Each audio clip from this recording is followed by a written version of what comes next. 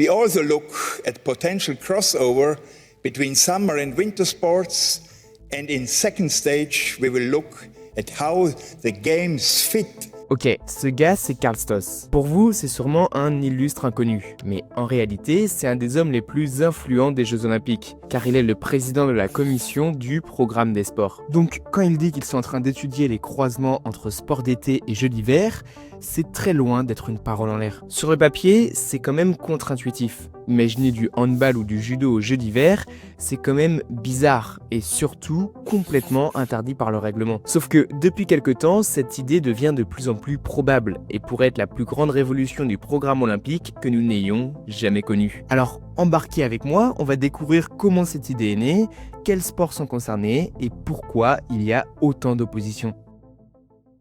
Bon, avant tout, il faut comprendre que les Jeux Olympiques d'hiver ont un problème. Ils sont atteints de gigantisme. Lors des Jeux de Chamonix en 1924, il y avait 258 athlètes de 16 pays pour 16 épreuves. Alors que pendant les Jeux de Sochi en 2014, on avait 2522 athlètes de 90 pays pour 98 épreuves, soit 10 fois plus d'athlètes et 6 fois plus d'épreuves. D'un côté, c'est plutôt positif. Qui dit plus d'athlètes, dit plus d'épreuves et donc plus de revenus financiers. Sauf que de l'autre, ça dit aussi plus d'infrastructures à construire et plus de contraintes logistiques. Si les premiers JO d'hiver étaient organisés dans des petites stations, aujourd'hui, c'est complètement impossible. Ils ne peuvent s'organiser que dans des grosses villes qui sont en lien avec des stations de ski à proximité afin de permettre les nombreux allers-retours organisationnels. Sauf que généralement, les stations proches des grandes villes sont relativement basses en altitude et elles sont donc les premières à être impactées par le changement climatique et le manque de neige, ce qui rend les jeux très compliqués à organiser. Le constat de départ, c'est que plus on va avancer dans le temps, moins on aura de sites qui pourront accueillir les Jeux Olympiques d'hiver avec les sports d'hiver tels qu'on les connaît. Alors, on a cherché des solutions. D'abord, on a déplacé la neige. Lors des Jeux de Vancouver en 2010, des camions et des hélicoptères ont transporté des tonnes de neige sur les pistes pour les rendre skiables. Je vous fais pas un dessin, mais ce genre de solution n'est absolument pas envisageable sur le long terme.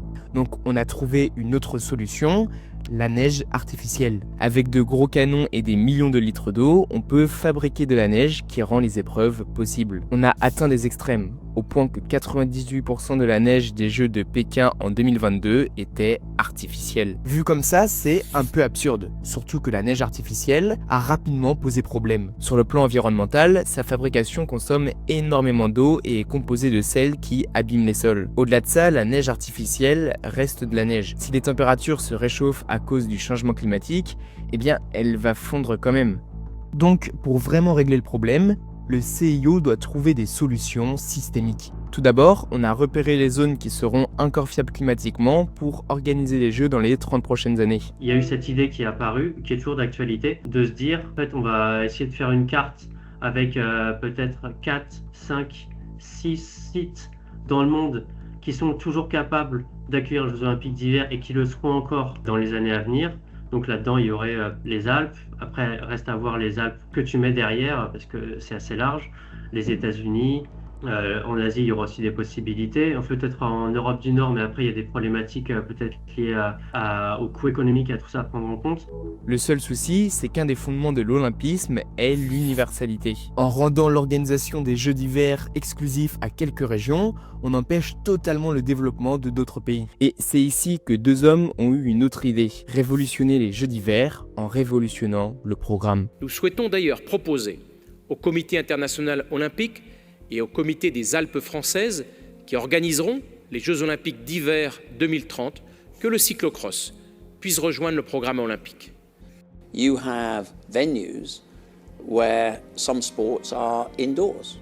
You could, in theory, take them into another time of the year. That may be a Winter Games.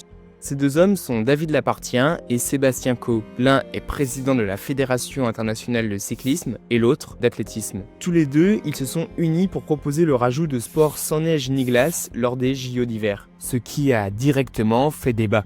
Il y a un premier obstacle qui est clair, c'est la charte olympique.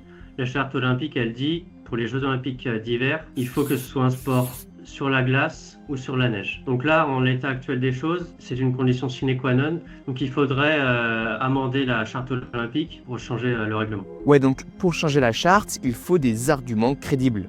Et ça passe forcément par les sports qu'on veut ajouter. Si quelqu'un propose de mettre du beach volley au JO d'hiver, je ne suis vraiment pas sûr que ça soit très convaincant pour modifier la charte. Bref, ce que je vous propose, c'est de revenir sur les quelques sports qui ont été proposés au JO d'hiver pour voir comment ils se justifient. D'abord, on a un ensemble de sports qui sont le trail, le cross-country, le cyclocross ou encore le VTT. L'argumentaire est assez simple. Ce sont des sports qui peuvent se pratiquer en montagne et assez généralement en hiver. Dans un premier temps, le plus crédible, ce serait d'ajouter des sports type cyclocross ou cross-country parce que c'est moins, entre guillemets, brutal. Il y a une forme de logique avec ce genre de discipline parce qu'elle se pratique déjà en hiver, parfois même sur la neige. On a vu il y a quelques semaines un cyclocross qui s'est tenu sur la neige. Donc, si le verrou de la charte olympique devait sauter, ça serait très probablement à travers ce genre de disciplines qui sont affiliées à la montagne dans l'imaginaire collectif. On aurait ici une certaine cohérence, car la montagne d'aujourd'hui et de demain n'est plus un endroit où on pratique exclusivement des sports de neige. Maintenant, on a eu une autre rumeur, un peu plus originale cette fois-ci, le handball. Depuis longtemps, sa présence au JO d'été est remise en cause. Aujourd'hui, pour être un sport olympique, il y a 33 critères à respecter.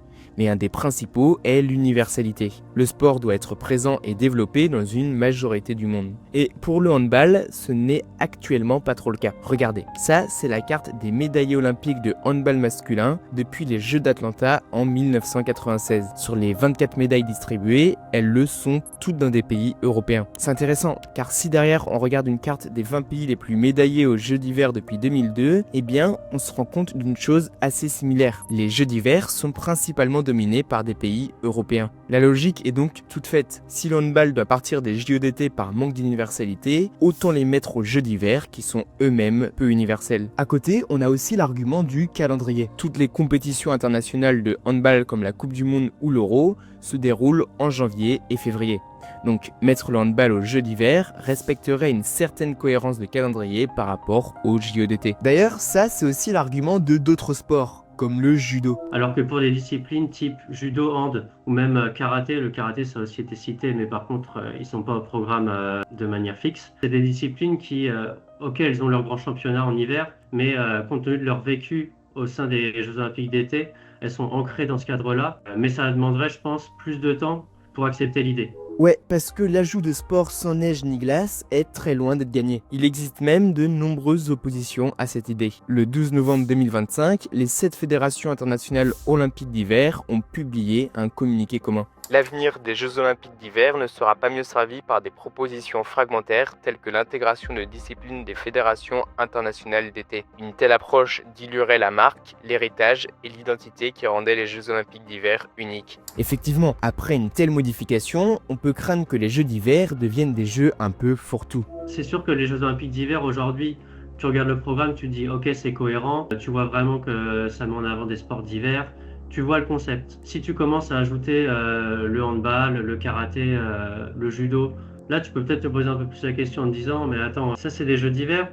En tout cas, c'est moins naturel dans l'esprit des gens. Donc ça fait partie des réflexions qui vont probablement entrer en ligne de compte au moment de prendre ces décisions. Mais en réalité, il existe aussi une autre raison. Évidemment, il y a d'autres raisons derrière, notamment économiques, parce que si tu accueilles d'autres fédérations internationales aux Jeux d'hiver, tu devras partager les revenus. Donc forcément, là, il y a très peu de fédérations internationales qui sont présentées aux Jeux d'hiver, donc c'est hyper intéressant pour elles. Aujourd'hui, les revenus des Jeux d'hiver sont partagés entre 7 fédérations. Donc si demain World Athletics ou l'UCI parviennent à intégrer une de leurs disciplines aux Jeux d'hiver, ça serait un énorme coup en termes de visibilité, mais aussi pour leurs revenus économiques. Si en apparence, certains veulent sauver les JO du dérèglement climatique, d'autres préserver l'identité de la montagne, en réalité, ce sont encore une fois les intérêts économiques des uns et des autres qui dominent. Mais alors, qu'est-ce qu'on fait vraiment de cette idée ? Eh bien, c'est peut-être une formidable opportunité pour repenser le modèle de la montagne. Aujourd'hui, on estime qu'environ 200 stations de ski en France sont totalement abandonnées, souvent faute d'avoir un modèle économique viable. En étant ultra dépendantes de la neige, elles n'ont pas su se diversifier. C'est ici que les JO ont un rôle à jouer. Intégrer des sports comme le cyclocross, le trail ou le gravel, c'est un moyen d'offrir une vitrine mondiale à une nouvelle montagne. Celle où on peut pratiquer de nombreux sports à toutes les saisons. Maintenant, tout dépendra de ce que le CIO décide de faire. Du côté du CIO, Ils se mouillent pas pour l'instant, ils disent que toutes les portes sont ouvertes, qu'on continue de discuter, d'analyser, pour ensuite prendre des décisions dans un second temps. On aura donc une première réponse en juin lorsque les sports additionnels des JO de 2030 seront annoncés. On verra rapidement si l'on était face à une hypothèse farfelue ou au début d'une révolution tant attendue. Si cette vidéo vous a plu, n'hésitez pas à mettre un like et à vous abonner. Vous retrouverez ici des vidéos sur les coulisses du sport.